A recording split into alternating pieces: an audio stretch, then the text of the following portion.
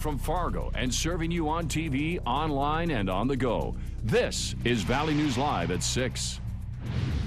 New guidelines for doctors after the CDC reports too many people have become addicted to painkillers. It's a problem we have seen in our area and nationally. Thank you for joining us tonight. Opiate overprescribing is a key driver in drug overdose deaths. That's according to the CDC. It released voluntary guidelines for primary care doctors saying go slow and use less. Valley News Team's crime and safety reporter Nicole Johnson shows us how the community will be impacted. 40 people overdose on painkillers every day in the United States, and almost 2 million are addicted. I would like to say that physicians had nothing to do with it, but I think we have. Sanford's chief medical officer, Dr. Douglas Griffin, says the CDC's new recommendations will give more backbone to the fight they have already begun. This is a difficult position for primary care physicians because people are in pain, they're hurting, and they have issues. These are very tough patients to take care of. Dr. Griffin says years ago they were encouraged to be liberal with pain medication, which has left patients in a vicious cycle. They need to have those conversations with their doctor and then look for other alternatives. There are many other medications that can be used. Other alternatives like dry needling, upper trapezius muscle. A fairly new practice that's gaining attention. Basically, we're finding an area that seems tight, and we're looking for the muscle to twitch a little bit. Physical therapist Drew Zimmerman You start to develop a lot of that tension. Says people who suffer from chronic pain respond very well to dry needling, and it could help break a cycle of dependency on medication. Don't give up. There's lots of different methods out there. There's lots of different practitioners. Sometimes things get missed. So just because it doesn't work with either one person or one type of alternative treatment, don't give up. While the CDC's new guidelines are simply suggestions to doctors, I think it will make an impact. Dr. Griffin hopes it will create change in the community. Nicole Johnson, Valley News Live. A recent study finds there's also a problem with people abusing anti-anxiety medications, stating people have overdosed on them, but that the issue hides behind the opioid epidemic. An alert was issued today regarding a recent string of heroin deaths and overdoses. Bemidji has reported 1 death, 3 others hospitalized with heroin overdoses. And there have been more than a dozen other overdoses across north central Minnesota, including Cass Lake, Detroit Lakes, and Dilworth. We have to come together to report the drugs on the street so we can get them out of the hands of the dealers. If you or a loved one is facing the addiction, such as Teen Challenge is a program that you need to get your family member, your loved one, or you into that program.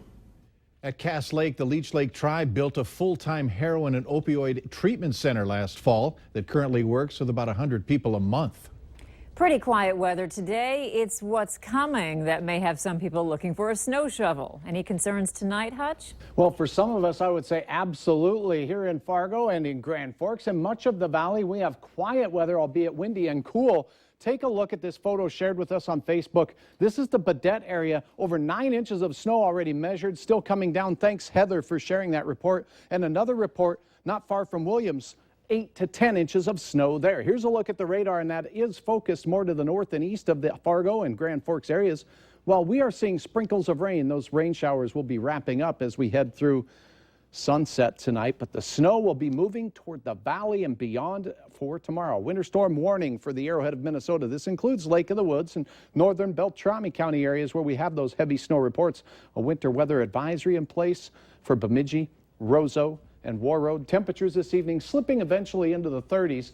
We are expecting the continuation of that snow to move into the valley. I'll have details on how it will impact you and your day for Thursday in a moment. All right, thank you, Hutch.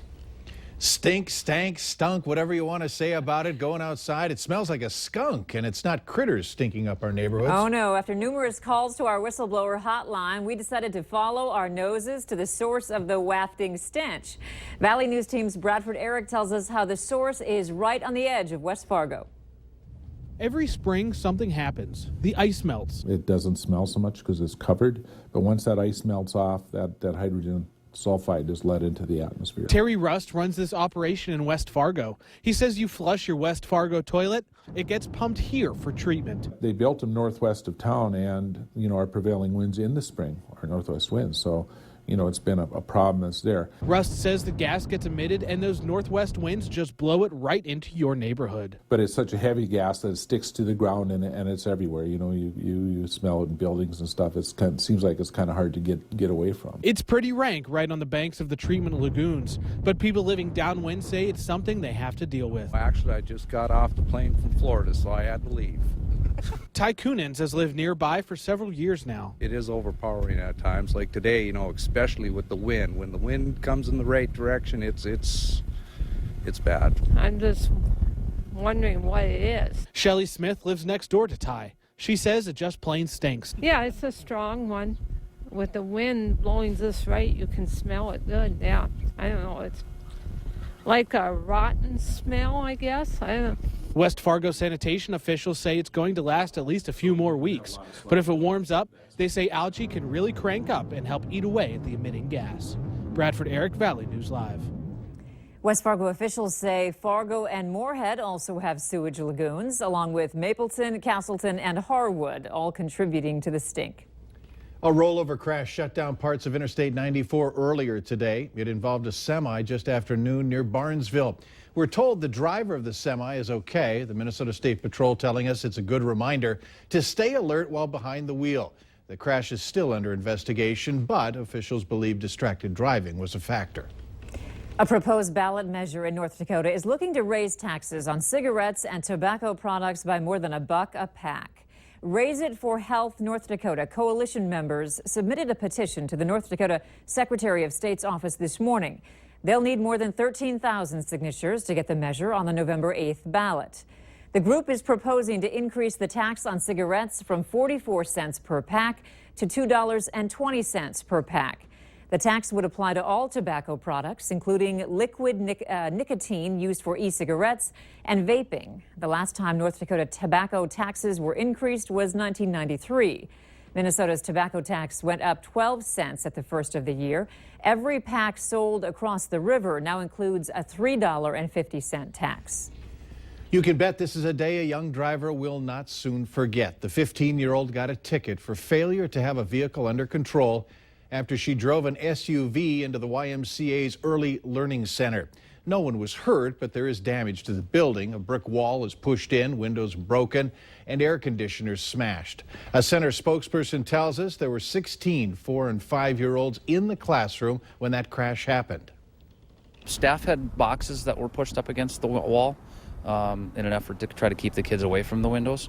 In this case, it was a very good thing that was the case, that they did have the boxes up there. It could have been different had there been some kids standing in there, especially with the flying glass. A spokesperson at the center says that they have extra space, so their operations will continue pretty much as normal. The 15-year-old driver was with her dad when the crash happened. She told police she mixed the accelerator with the brake pedal. North Dakota Democrats have a candidate for governor, and he wasted no time going after workforce safety and insurance. The state agency has come under fire for the way it handles what amounts to workers' compensation claims. Representative Marvin Nelson from Rolla served on the House Industry, Business, and Labor Committee. Nelson says there are two things wrong with WSI. He says there needs to be some tweaking and zeroed in on the people who run it. The workers are treated as the enemy, and WSI is supposed to be a neutral agency where it's neither the enemy of or the proponent of either the worker or the business. And they have decided to take the position that they are the enemy of the workers, and that's just fundamentally not right. Nelson was first elected to the legislature in 2010 and was re-elected in 2014. Two teachers were surprised to learn that they had been honored by their peers. We'll have the details later on Valley News Live at 6. Bands of heavy snow dumping around 10 inches already near Badette. We'll have your hour-by-hour forecast as this snow heads into the valley and beyond right after this.